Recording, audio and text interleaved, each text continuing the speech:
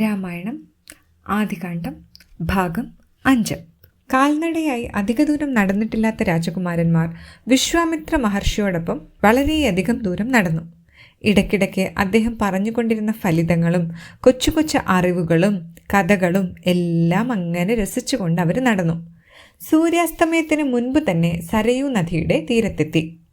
കുമാരന്മാർക്ക് നല്ല ക്ഷീണമുള്ളതായി തോന്നിയതുകൊണ്ട് വിശ്വാമിത്ര മഹർഷി അവരോട് കുളിച്ചുല്ലസിച്ചു വരാൻ പറഞ്ഞു. അവർക്കതൊരുപാട് സന്തോഷമായി. ഉത്സാഹത്തോടെ അവർ ഉടുപ്പുകൾ മാറ്റി പുഴയിലേക്ക് ചാടി കുറച്ചു നേരം കളിച്ചു രസിച്ചു. അതിനുശേഷം കുളിച്ചു കയറി അവർ വിശ്വാമിത്ര മഹർഷിയുടെ അടുക്കലെത്തി. അതിനുശേഷം വിശ്വാമിത്ര മഹർഷി അവർക്ക് ഭല എന്നും അതിബല എന്നും പേരായ 2 മന്ത്രങ്ങൾ ഉപദേശിച്ചു കൊടുത്തു.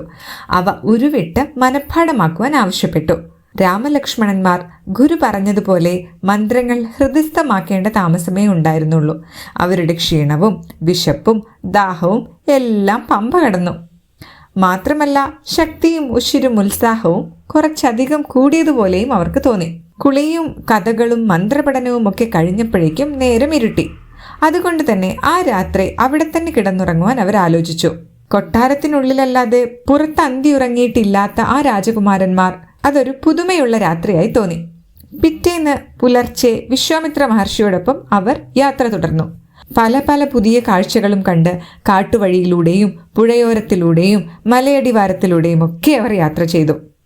എത്രയെത്ര മനോഹരങ്ങളായ അപൂർവ ദൃശ്യങ്ങളാണ് അവരെ ആകർഷിച്ചത്. അവയിൽ പലതിനെ പറ്റിയും രാമനും ലക്ഷ്മണനും ഗുരുവിനോട് സംശയം ചോദിച്ചുകൊണ്ടേയിരുന്നു. ഗുരുവാകട്ടെ വിശദമായി തന്നെ അവരുടെ ചോദ്യങ്ങൾക്ക് ഉത്തരം കൊടുത്തു. അങ്ങനെ അവർ പകൽ മുഴുവനും സഞ്ചരിച്ച ശേഷം വൈകുന്നേരത്തേക്ക് അംഗദേശത്തിലെ കാമാശ്രമം എന്ന പേരിൽ അറിയപ്പെടുന്ന ഒരു മുനി സങ്കേതത്തിലെത്തി. സരയൂ നദി ഗംഗാനദിയോട് കൂടിച്ചേരുന്നത് ഇവിടെ വെച്ചാണ്. അതുകൊണ്ടാണത്രേ കാമാശ്രമം ഒരു പുണ്യസ്ഥലമായത്. അതേ കാരണം കൊണ്ട് തന്നെയാണ് ഇത് മുനിമാരുടെ സങ്കേതമായതും. മുനിമാരുടെ ഇടയിൽ വിശ്വാമിത്രന് വളരെ മാന്യമായൊരു സ്ഥാനമാണുള്ളത്.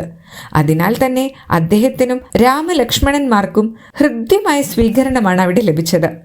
അടുത്ത പ്രഭാതത്തിൽ മുനിമാർ അവരുടെ വക തന്നെയുള്ള തോണിയിൽ വിശ്വാമിത്രനെയും കുമാരന്മാരെയും ഗംഗാനദി കടത്തിക്കൊടുത്തു. ഗംഗാനദി കടന്നു കഴിഞ്ഞാൽ പിന്നീട് ഒരു വലിയ കാടാണ്. ആ കാട്ടിലൂടെയാണ് അവർക്കിനി യാത്ര ചെയ്യാനുള്ളത്. ഉള്ളിലേക്ക് ചെല്ലും തോറും വെളിച്ചം കുറഞ്ഞു കുറഞ്ഞ ഇരുട്ടാകുന്നത് പോലെ തോന്നും. ഈ സമയത്ത് വിശ്വാമിത്ര മഹർഷി രാമനോടും ലക്ഷ്മണനോടുമായി ഇങ്ങനെ പറഞ്ഞു: ഈ ഭയങ്കരമായ കാട് ഒരു വലിയ നഗരത്തിന്റെ അവശിഷ്ടങ്ങളിൽ തഴച്ചു വളർന്നിട്ടുള്ളതാണ്. അപ്പോൾ അവരിരുവരും ഇങ്ങനെ പറഞ്ഞു: പറയൂ ഗുരുദേവ, ഞങ്ങൾക്ക് ആ കഥ കേൾക്കണമെന്നുണ്ട്, പറയൂന്നേ. വിശ്വാമിത്ര മഹർഷി ഇങ്ങനെ പറഞ്ഞു: പറയാലോ. വർഷങ്ങൾക്ക് മുൻപ്, ഏതാണ്ടൊരു 100 വർഷങ്ങൾക്ക് മുൻപ്, ഈ സ്ഥലം ഒരു മഹാനഗരമായിരുന്നു. ജനങ്ങൾ തിങ്ങിപ്പാർത്തിരുന്ന ഒരു സ്ഥലം. കോട്ടക്കൊത്തളങ്ങളും രാജകൊട്ടാരങ്ങളും മന്ത്രിമാരും രാജാവും സൈന്യവും ഒക്കെ ഉണ്ടായിരുന്ന ഒരു സ്ഥലം. പക്ഷെ എന്തുണ്ടായിട്ട് എന്താ കാര്യം? എവിടുന്നോ വന്നെത്തിയ ഒരു രാക്ഷസിയുടെ ചോരക്കൊതി കാരണം ആ നഗരം മുഴുവനും നശിച്ചുപോയി. പറയൂ ഗുരുദേവ, വിശദമായി പറയൂ. കുമാരന്മാർക്ക് അറിയാഞ്ഞിട്ട് വലിയ ബുദ്ധിമുട്ടായി. താടക എന്നു പേരായ ആ രാക്ഷസിയും മക്കളും കുറേ കൂട്ടുകാരും നഗരാതിർത്തിക്കപ്പുറത്ത് ഒരു കാട്ടിൽ താമസമാക്കിയിരുന്നു. താടകയുടെ ഇഷ്ടഭോജനം മനുഷ്യമാംസമാണ്. രാത്രികാലങ്ങളിൽ നഗരത്തിലെ ജനങ്ങളെ കാണാതാവുക പതിവായപ്പോൾ രാജാവ് കാടുകളിലേക്ക് തിരച്ചിൽ സംഘത്തെ അയച്ചു. താടകയുടെ താവളവും കണ്ടുപിടിച്ചു. എന്നിട്ടോ എന്തെങ്കിലും ഫലമുണ്ടായോ? താടകയ്ക്ക് അന്നത്തെ അന്നത്തിന് നഗരത്തിലേക്ക് പോവാതെ തന്നെ ഭക്ഷണം കിട്ടി എന്ന് പറയാം. എന്തിനധികം, ഒടുവിൽ രാജാവ് തന്നെ ധാരാളം സൈന്യങ്ങളുമായി അവളോട് യുദ്ധത്തിന് ചെന്നു. 10,000 ആനകളുടെ ശക്തിയുള്ള താടകയോട് ആ രാജാവിന് എന്ത് ചെയ്യാൻ കഴിയും? അവളുടെ ഒരു കല്ലേറേറ്റ് രാജാവ് തല തകർന്നു മരിച്ചു. പിന്നത്തെ കഥ പറയാനുണ്ടോ? അധിക കാലം വേണ്ടി വന്നില്ല ആ നഗരം കാടായി മാറാൻ. കഥ കേട്ട് രാമന്റെ സിരകളിൽ രക്തം തിളച്ചു. മനുഷ്യന്മാരെ തിന്നുന്ന ആ രാക്ഷസി ഇപ്പോഴുമുണ്ടോ ഗുരുദേവ?